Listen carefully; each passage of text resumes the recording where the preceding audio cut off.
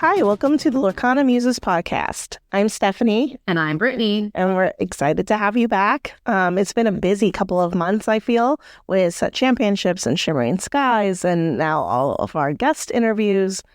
But we're really excited because Brittany is about to interview a really awesome guest. He's one of our Lorcana community members here in Arizona. Andrew made top 16 in the DLC at Toronto, which is, amazing in and of itself. And he was gracious enough to loan us some of his time so we could ask him some questions and pick his brain, which is really great because we're heading into Vegas here in just 2 weeks now, I guess. Yeah, it's really close. So I was able to sit down with Andrew yesterday. And you weren't able to be there just because it wasn't our normal recording time.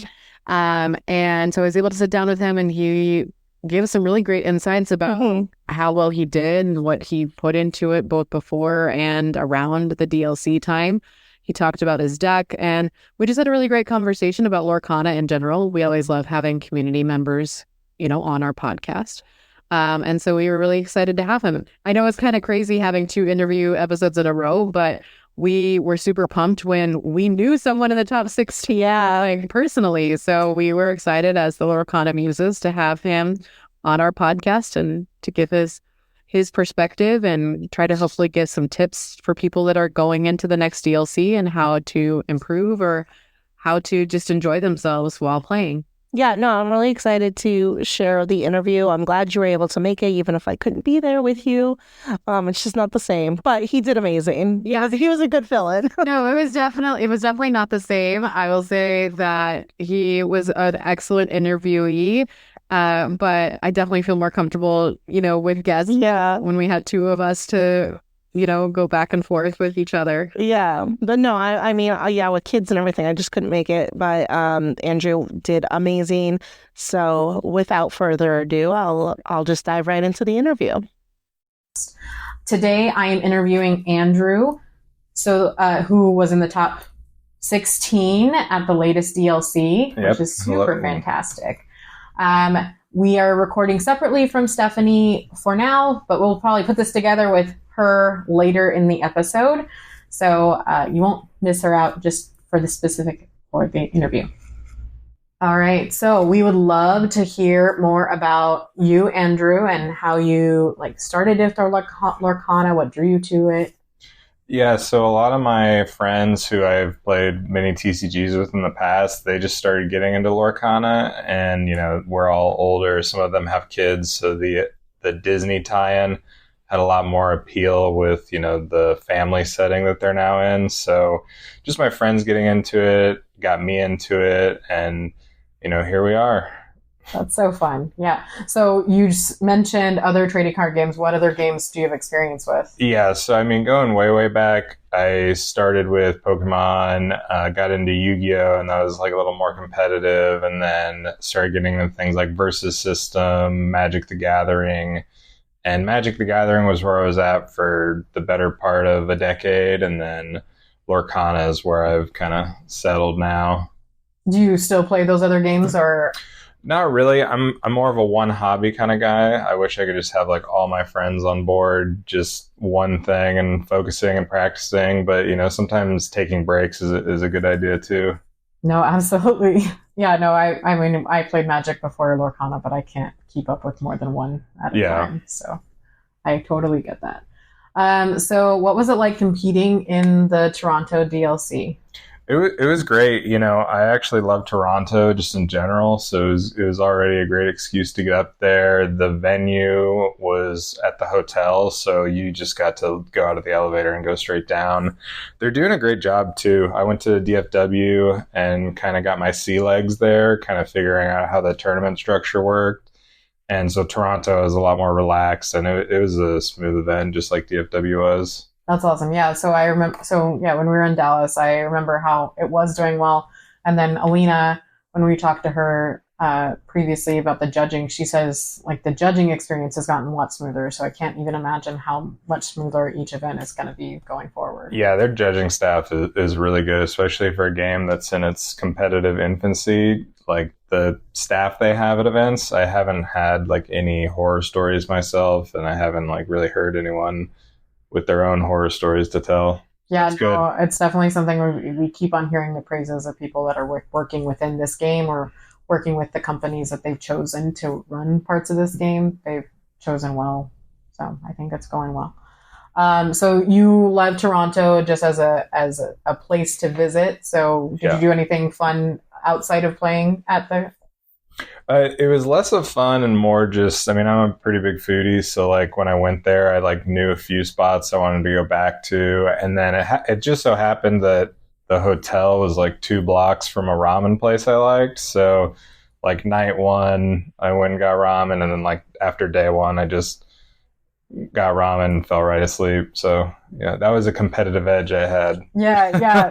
Knowing where the ramen shop was. Excellent. So that's one strategy. Yeah. So what else did you do to help, like what strategy, what did your deck do to help secure your spot in the top 16? Yeah, so I ended up going with Emerald Amethyst with sort of a lean on Lyle, which is a card that gives you the ability to cause your opponents to lose lore. So rather than like gaining lore very quickly yourself, you kind of stabilize the mid game by, saying, "Hey, buddy, slow it down. Let's lose a couple of those lore points and let's get back on track." So I knew Steel Song was going to be good. I knew there was going to be some Ruby Amethyst, and I knew Lemon Lime was going to be a popular deck.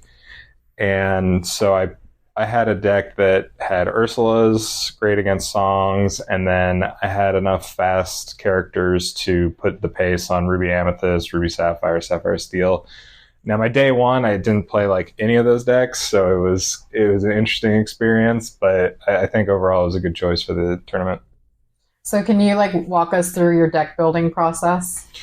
Yeah, so for this one was a weird tournament as far as the metagame goes, because I think everybody was like on set 5. Shimmering Skies had just released, and so I myself was playing in a set 5 tournament when I got my Toronto ticket, and I liked the deck I was playing, so I really just figured out how to backtrack it from set 5, taking out some of the newer cards and seeing if there were really close cards, like for instance Bonsai was pretty easy to swap with Flynn Rider.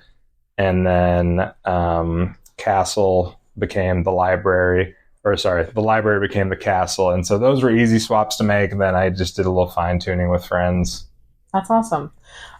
So were there any particular like matches or moments in the tournament that like stood out to you as like pivotal for your progress or just like memorable?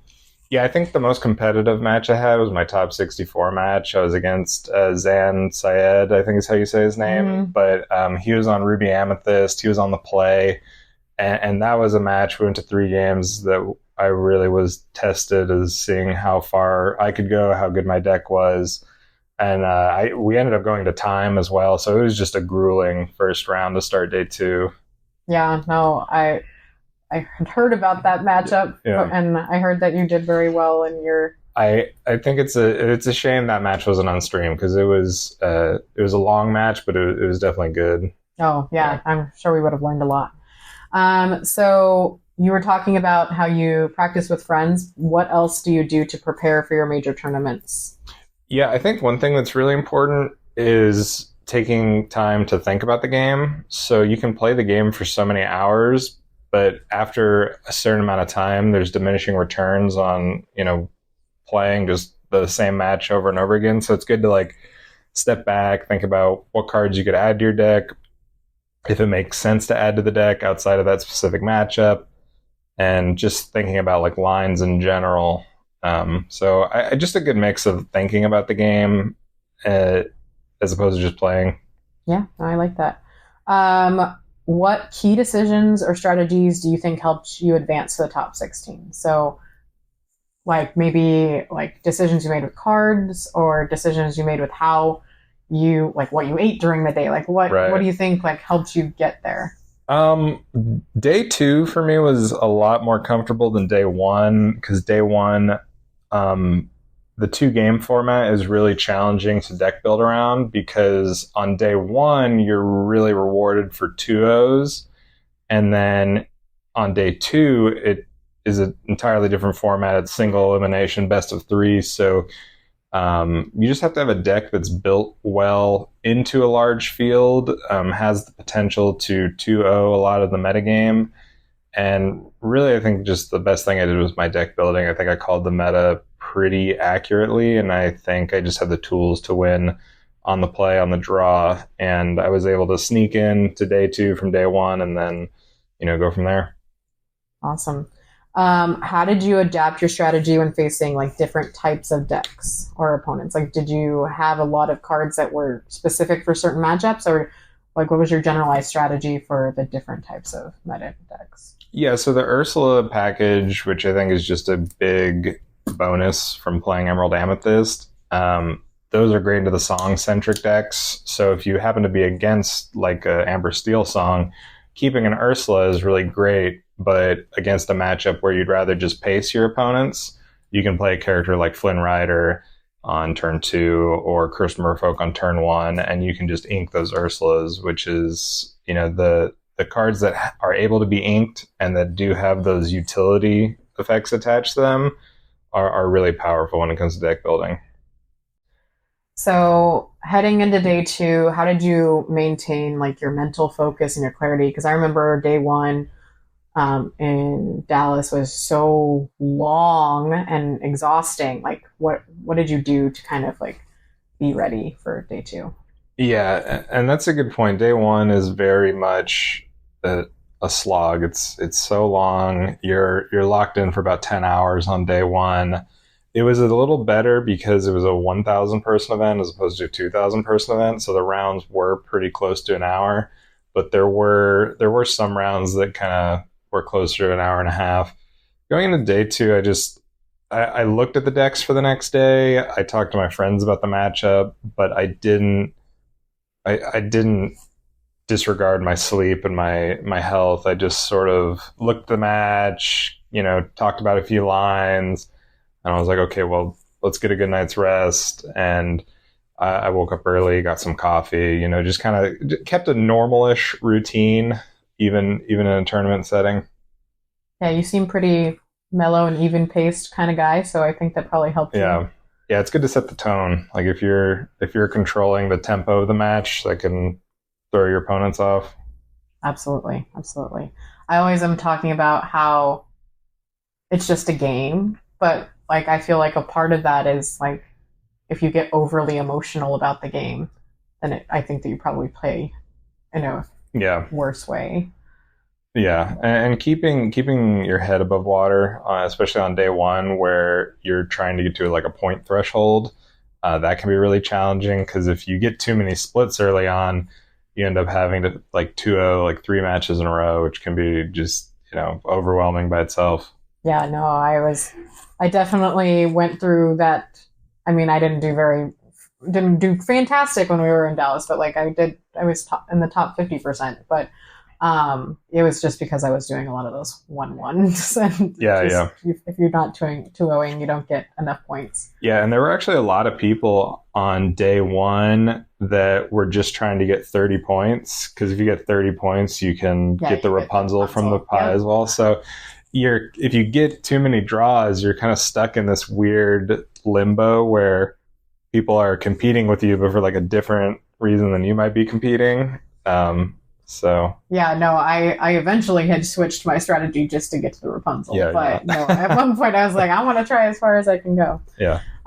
So do you think there are any certain cards or combinations now that you're into Shimmering Skies, into Set 5 meta, that you believe are currently underrated or like should be added into the Lorcana meta? I don't know if underrated is the right word, but I think the fact that Daisy Duck isn't like the focal point of the meta is kind of wild to me. As far as combinations, I really want You're Welcome to be better. Like You're Welcome into Clarabelle just seems like such a potent 2-card combo. But Clarabelle seems to function better on her own. You're Welcome seems to be more niche than I would anticipate. Underrated. I don't know if either of those cards or card combos would be underrated by people, but I'm just surprised that they are underwhelming so far. Oh, that's fair. I, as someone who was just You're Welcome several times in a game we just played here today, because I play my locations, like You're Welcome is very right. It's a big shift for me, like in terms of what's on my board state. So it's actually like against my deck, which is a just-in-time Amber Ruby deck that is location heavy. You're Welcome is devastating to my board state. Yeah. So it's one of those things that I think it's probably very dependent upon what decks it's being played against. Yeah, and You're Welcome is so versatile because it hits items, locations, character. I mean, it seems like it should be the best card. Absolutely. And I have not seen very many of the decks that have had it. Now, I will say, I think a lot of people were waiting to get in their legendary Clarabelles, and I've heard a lot of people have them. So they're building up some of those Clarabelle heavy decks. Yeah, what a missed opportunity. Day one, I was opening, I got a case for Shimmering Skies, and I was just on TCG Player, and I want to say Clarabelle was like $8. I should have just bought all of them. Yes. As soon as someone posted one for $8, yes. We had opened plenty of them, and then we traded, and then now we don't have a playset, and now I'm like, it's $40, hooray! What's really funny was when my case was done, I had 3 Clarabelles and 1 Naveen, and I just remember thinking like, oh, these could be Naveen's. It's like, oh, how silly was I? And now the tables have turned, and you want them all to be Clarabelles. Yeah, exactly. That's great. That's funny. How has being part of a Lorcana community influenced your gameplay or your perspective? Like, are you active in the community? Yeah, I'm somewhat active. Definitely not on I think Discord. There's some like very, very active people. I think the local scene here in Arizona is very, very strong. I think maybe like Texas and Atlanta have us beat. But I think Arizona is a really great scene to be a part of. Everyone seems friendly. And Lorcana in general, people seem to be way more friendly and less angle shooting than other card games. So that seems to be pretty nice. Like no one seems to be rude at events, Yeah, no, we have mentioned that several times in our podcast before. Is like we see other card game communities and see some of that toxic behavior from people playing games, and we are so thankful that most of our community is kind and plays the game well and is just they're nice people. Yeah. No one's overly competitive. Yes. Everyone is the right amount of. Yeah, you can want to win, but you just have to be mindful about how you act when you're winning or act when you're losing when you're playing competitively. Have you seen the game evolve since you started playing, especially in competitive settings? Yeah, I think the game is evolving well. I think I can't emphasize enough how good the competitive scene is for a first year. Like you go to these events and there's little hiccups here and there, but overall it's ran great. We talked about how good the judges were, and if they just keep that foundation and build on it, I can only see it going upward. I think it'll be interesting to see how they do the North American Championships, how they do the World Championships, because unless there's some sort of last chance qualifier, it's 96 people per continent, or however you want to say that. And then Worlds, like, will it be a top 16? Will it be, 32? I mean, I'm really anxious to hear all the details. Because you're going. I am going, yes. So yeah. you got that. You got that down. Are you excited?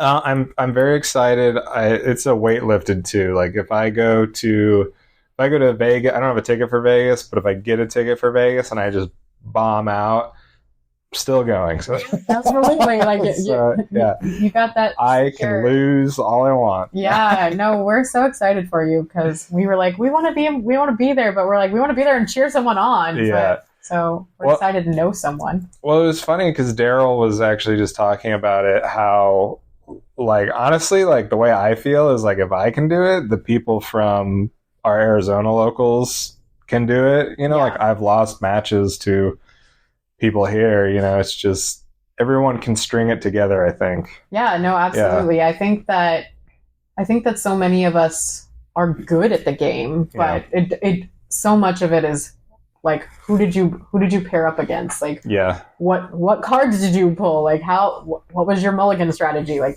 there are so many things that go into it that are just a little bit of luck. Like, there is a little bit of luck in this game, but you can't. The percentages aren't always in your favor. Yeah, you gotta hedge against it with deck building. Have a good mulligan strategy. Yeah, and like how you mulligan when you go first versus second is so vastly different. So what advice would you give to new players who are looking to compete at like a high level? I would just play a lot. Like, go to your local game store, check out your game nights, and then if you can go to a DLC, go check out how the competitive level events are ran, how they feel in comparison. Like I said, when I went to Fort Worth, I was just kind of like lost. I didn't know how long the rounds would be. I didn't know what the lunch break would feel like. I wouldn't know if I would just be exhausted by round 7. So even for me, that was just a massive learning experience, and just taking that with me to Canada was a big help. So just get out there and play, have fun, and experience, repetition. It's all. I know, all that matters. It all takes practice, right? So what are your thoughts on the future of Lorcana as a competitive game, and where do you think it's heading? I hope it only goes upward. I know everyone's itching to have an online client, which would just be, I think that would really be like the Pandora's box for the game, because once you just give people access in their homes, it's just gonna spiral out of control. And I think with Disney especially, like the collecting aspect of an online client would just be ridiculous, probably. Like being able to just like I can't imagine what kind of like collectibles would be online as well as in person. Yeah, that's fair. I'm of mixed minds about an online client, because I enjoy playing so much in person. Yeah. I'm sure there are so many people that play this game that would play it more often if they were able to play it at home too. Oh yeah. I know that a lot of families have played it online and things like that, but I think it loses so much of the essence of the game when you're playing on a computer versus in person. Yeah. So I can see it both ways. I can see wanting to keep it that family friendly tabletop card game. But I really think just the fact that people are playing on webcams just to connect, I think just kind of screams that it's going to have to give eventually. And I will say so. We've played with people through Discord and like on webcams, just, practicing with each other. And that's been great. And it's great to have communities like that. But I wouldn't trade playing in person for anything. Yeah. I mean, I wouldn't want an online client to replace in-person events. Like I would still want like the DLC circuit and more big tournaments throughout the year to like travel to and attend in person. But I personally would like it as a practice tool just because I have that like competitive nature in me. Yeah. Yeah, no, I feel like I play so differently in person versus like on a webcam. So for myself, I know I play differently and I play much better in person. Yeah, I haven't done like any online playing just because I'm not getting on a webcam to play cards. Okay, so are you planning to participate in upcoming DLC? So you are obviously going to the big like nationals and you're trying to get to Vegas? Yes, I'm going to Vegas no matter what. I've got friends going, so I'll be in Vegas when it's happening. Now, I don't know if I'll be there, but I'll at least be in the town. Vegas is a fun place to be anyway, so we'll definitely see you there. And then I do have a ticket for Seattle. And it's kind of surreal that it's already the end of the competitive series. It felt like it just began. Yeah, it did, yeah. Okay, so if you could change anything to the current Lorcana game, whether it's gameplay, tournament structure, community involvement, like what would it be? I really want them to do an etiquette pass on rules. Like if you should ink your card face up, and it should stay face up till the end of your turn. Don't untap your ink until the start of your turn. There's also ink face up. Oh yeah, I wish you could take notes, not of what cards are in their hand or what cards they inked, but I actually had this rules dispute in Toronto where I had my opponent at 7 lore and they had themselves at 8 lore, and the judge came over and we just had numbers on our pad, and I was like, yeah, good luck finding out how we got here. And they ended up ruling in my favor.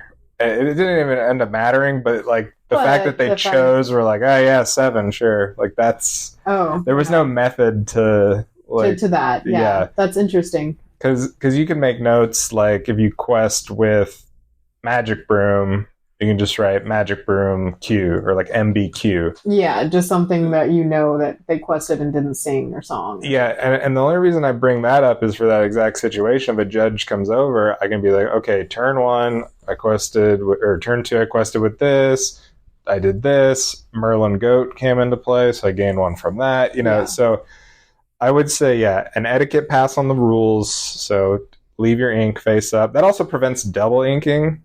Because if someone goes to ink again, you're like, you have... Well, especially like decks, like I would say like Sapphire decks that ink so often, I'm always like, I don't know what amount of ink you should be at. Like, right. So... Yeah. I think that would go a long way. And then some people... I have a funny picture from the Toronto stream where a guy has... like his ink is diagonal, his cards are exerted 2 different directions. And it's like, what are we doing here? No, so because I play locations, and so like my board is always such a mess. I try to put the characters that are at locations underneath the locations, but then it's also like the board is only so wide. So if I have 5 locations out, which happens, like then characters that are not even at a location, I'm like, where do I even put them? Because if I put them, like it's just like spacing of the board is kind of interesting sometimes. Yeah, and heaven forbid they add more stuff to put on the board. Yes. Yeah, that like actions you can do more than 1 turn, so it's not an item, but it's an action that's like repeated. Or like we were talking to someone and they're like, oh, maybe if they put some like a secret, like it's a secret card, so if only triggers if your opponent does something else. Yeah, I wonder what the Lorcana version of that would be, because one thing I've been trying to do is not use other TCG vocabulary for Lorcana. Like I try to say exert, I try to say ink, I try to say banish. The hardest one is mulligan, because you alter your hand. Yes, I say mulligan all the time because of Magic, but yes, it's... But mulligan is just a term, like it is a word. It's just a word. It's a word that means a thing. No one has mulligan coined. Yeah. So. It's not actually, we use that from Magic, but it's not actually the Magic term for it either. Yeah, and if I wouldn't have had someone directly tell me that it's not mulliganing recently, I would just have assumed that's the term. Yes, because everybody uses it. And even the judges, hey, can we mulligan before the round time starts? They're like, yeah, go ahead and mulligan. It's like, okay, you mean alter, alter absolutely. hand. Yeah. That's something, so Stephanie and I always are trying to be like, these are the colors, because we're not red, green. Oh, yes. Ruby, emerald. Emerald, sapphire, steel. Ruby, sapphire. Yeah, that might be the hardest thing. I think so too, because it's like, and then when you get into the decks, like, it's a Blurple deck. Well, no. Yeah. It's a Sapphire Amethyst deck, but yes, Blurple, I guess, would be the layman's terms for it. Yeah, Samethyst. Samethyst. Yeah, it's great. How do you balance the competitive aspect of the game with having fun? I have fun competing, period. Yeah, that's fair. That's how my husband is too. So like for me, like I love playing competitively. Yeah. Like I have fun no matter if I'm winning or losing. I will say like I do enjoy going to like theme nights. Like when we recently had, street rat nights or only played commons and uncommons. So like that was super fun to me, making something that was new, thinking about cards. I like doing theme decks, not just because like it's fun because of the cards, but I like doing theme decks because then I'm looking at cards more. Yeah. Like I'm looking at all of this bulk of cards that we've had and being able to, like, we have, 5 sets of cards that we are able to use and we're only using so few of them. When you look at like deck lists, there's so many cards we could be using. And like, I would say that I always like refresh my mind as to like what is out there in the cards when I'm making like a theme deck.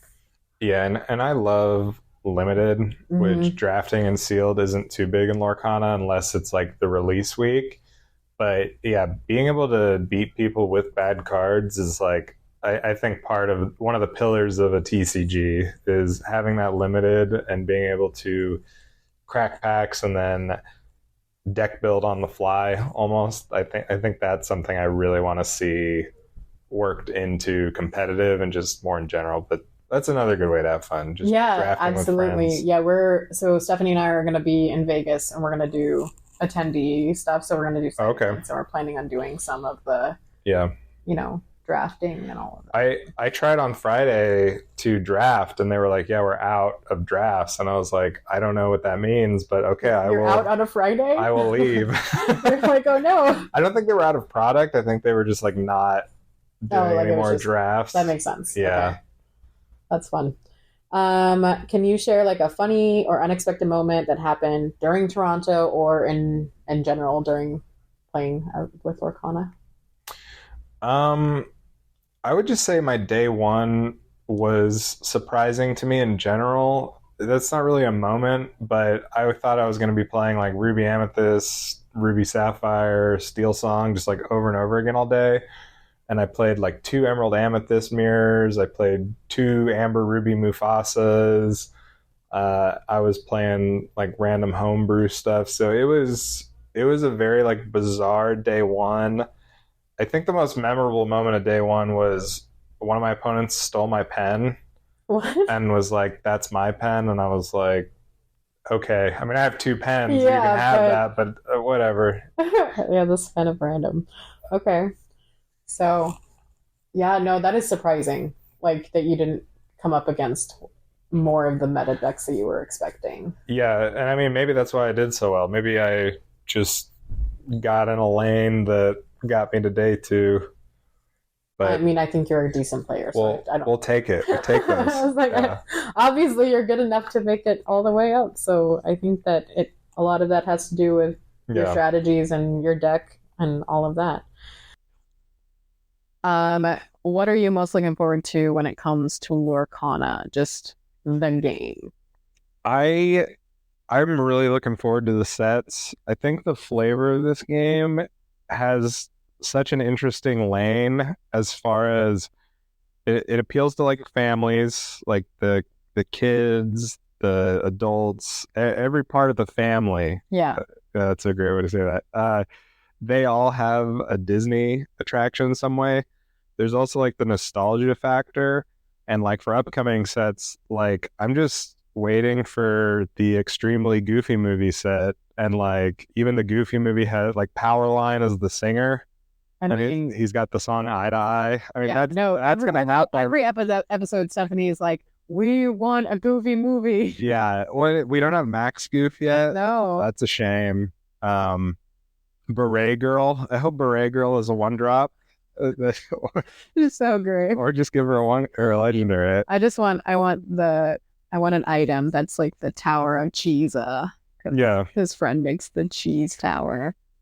What would it do though? I have no idea, but I just want it because I want the art on a card. Yeah. Well, Pauly Shore is in the Goofy movie. Yeah. Yeah. Pretty funny. So You were talking about a Goofy movie. What other like IP are you looking for? What's announced so far, I'm really excited for Pocahontas. I hope for her legendary. She's got to have an Enchanted. The princess. Yeah, absolutely. That one I hope is good. Toy Story, if we get Pixar. I mean, that's going to be. Yeah, we're getting Pixar, so I don't know what's going to be bigger. Like, I think about how big each set is going to be in terms of like Toy Story would be huge, but I think Coco might be like. I think bigger somehow. So many people are excited about Coco. The kids really love Coco. Yeah, a lot. Like Toy Story is more our generation, but like the kids love Coco. Yeah, Coco was the first, I'll call it like modern Disney movie I watched. And it was funny. My friend's kid like woke up from a nap and was like, I want to watch Coco. I was like, I have no idea what that is, kid. But yeah, like throw it on the tube. And I was like, I was more interested than the kid. I was like, wow. I was like you're like, that's we had simple themes. Yes. They're like, well, this is complex. Yeah, they had Day of the Dead. They went to like the underworld or the afterlife. And I guess not the underworld, but yeah. No, afterlife, but still. Yeah. Underworld is Hercules. So however, yeah, those will be big. For sure. Do you have any that haven't been announced yet that you would be interested in? Trying to think. I mean, we already covered Goofy movie. I mean, Wall-E would be great. I think a Wall-E Enchanted card would be great to see. I've only seen that movie one time. Yeah. Yeah. I think it's my best friend's favorite, like, of all the things. So I would just love to see him be excited about that. Yeah, because in Magic the Gathering they did the Lord of the Rings set, and so we made we made like a weekend out of it where we watched like Rings of Power, we watched all the movies. We had like I wish we would have thought to make bingo cards. Oh, for all the cards that were in the movie, because they have like the shortcut to mushrooms and just so. But yeah, like if there's a Wall-E, I don't think they do a whole Wall-E set. Like you could do a whole Toy Story set. Oh, absolutely. Well, I mean, there's 4 whole movies and a 5th one coming out, and it's like there's so much story when it comes to Toy Stories. Yeah, so many characters. So if you any set where you could make an event out of it with your friends, I think would be good. Yeah, that sounds fun for sure.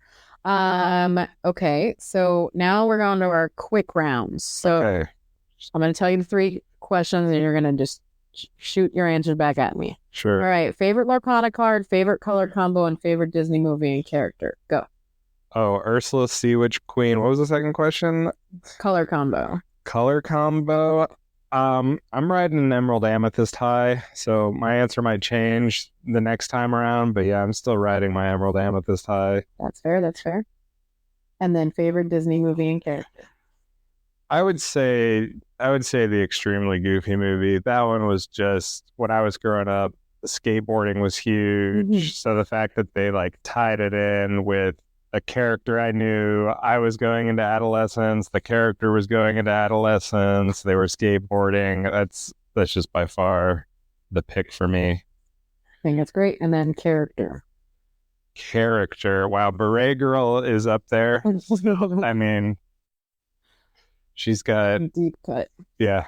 The Beret Girl, the unnamed heroes. That's all I've got. Yeah. All right. Well, we have loved having you on to the Lorcana Muses podcast. Is there anything else you would like to add? No, just looking forward to more Lorcana. Go out to events, everybody. If you see me in an event, just flag me down. Yeah, glad to be on. Thank you. We loved having you, and we look forward to seeing you at Nationals. Absolutely. All right. Thank you. So we want to really thank Andrew for joining us on this special episode of the Lorcana Muses. We really enjoyed having him, and we missed having Stephanie during our interview, but I know that she really had a great time listening to the. Yeah, it was really awesome. And so we just wanted to wrap things up a little bit here for this episode. And always remember to shout us out on the Lorcana Muses on Instagram and the Lorcana Muses Pod on Twitter, and email us at thelorcanamuses@gmail.com. Yes. So excited to hear from you guys. Can't wait to see you all in 2 weeks in Vegas. And happy questing. Happy questing.